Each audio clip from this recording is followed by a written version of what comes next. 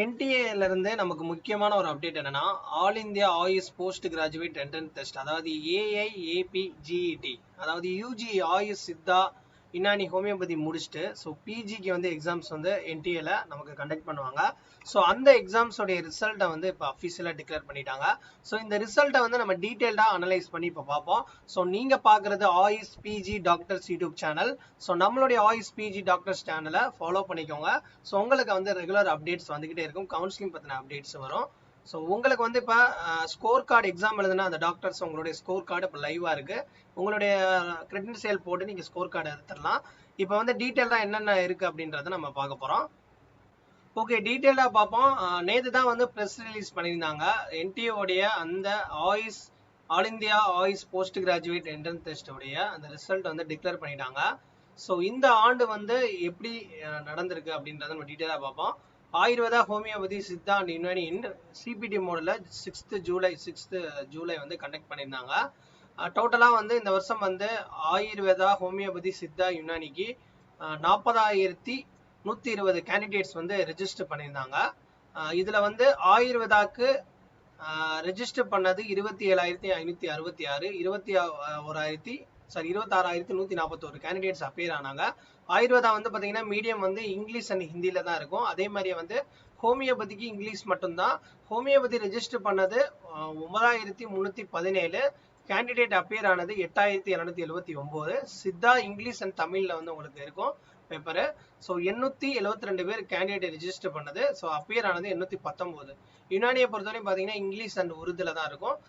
2,368. டோட்டலாக வந்து ரெஜிஸ்டர் பண்ணது 40,123. இதில் அப்பியர் ஆனது எக்ஸாம்ஸ்க்கு 37,980ங்க.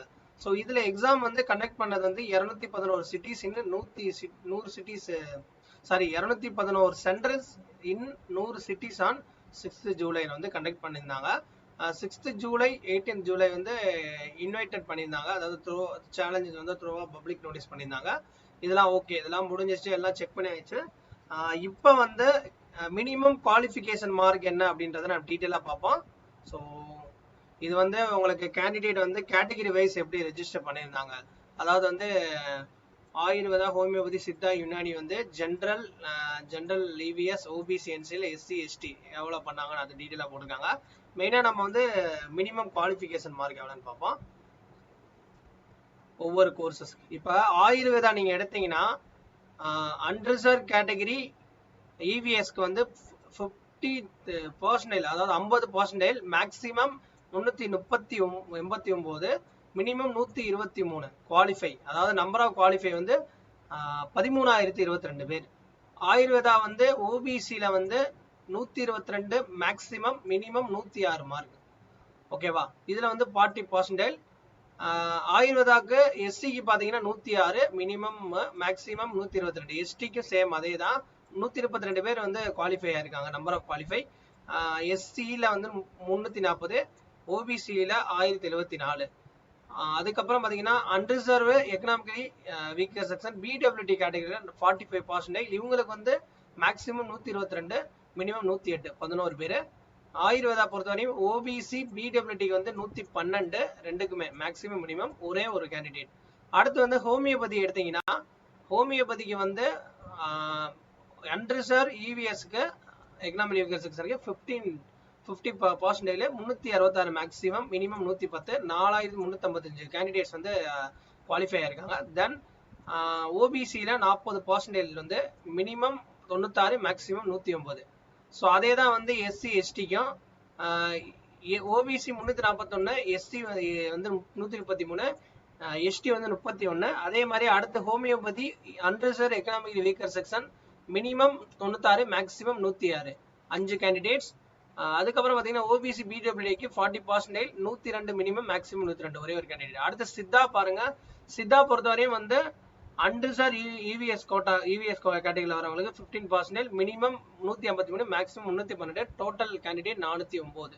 அதே இது வந்து ஓபிசியை பொறுத்தவரை 152 மேக்ஸிமம், மினிமம் 137, 53 கேண்டிடேட்ஸ் குவாலிஃபை, 40%. அதுக்கப்புறம் எஸ்சி பாருங்க 151, minimum maximum minimum 137, maximum 151, 18 candidates வந்து பார்த்தீங்கன்னா நம்பர் ஆஃப் கேண்டிடேட்ஸ் வந்து அப்பியர் ஆயிருக்காங்க. அடுத்து யுனானி எடுத்தீங்கன்னா யுனானியை பொறுத்தவரையும் வந்து unreserved economic weaker section maximum 365, minimum 157, 1113 candidates வந்து நம்பர் ஆஃப் குவாலிஃபை ஆனது.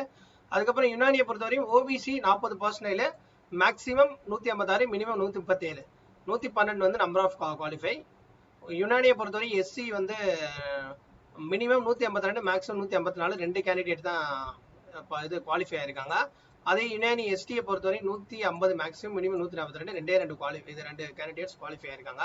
யுனானியை பொறுத்தவரை 45% வந்து அண்டர்சர்வ் எக்கனாமிக் வீக்கர் செக்ஷனுடைய அந்த பிடபிள்யூடிக்கு இருக்கிறவங்க 153 மேக்ஸிமம், மினிமம் 152, 2 கேண்டிடேட் தான் உங்களுக்கு இதாக இருக்காங்க. ஓகேவா? ஸோ இந்த வீடியோவில் வந்து பார்த்தீங்கன்னா நமக்கு தெளிவாக வந்து அப்டேட் பண்ணியிருக்காங்க.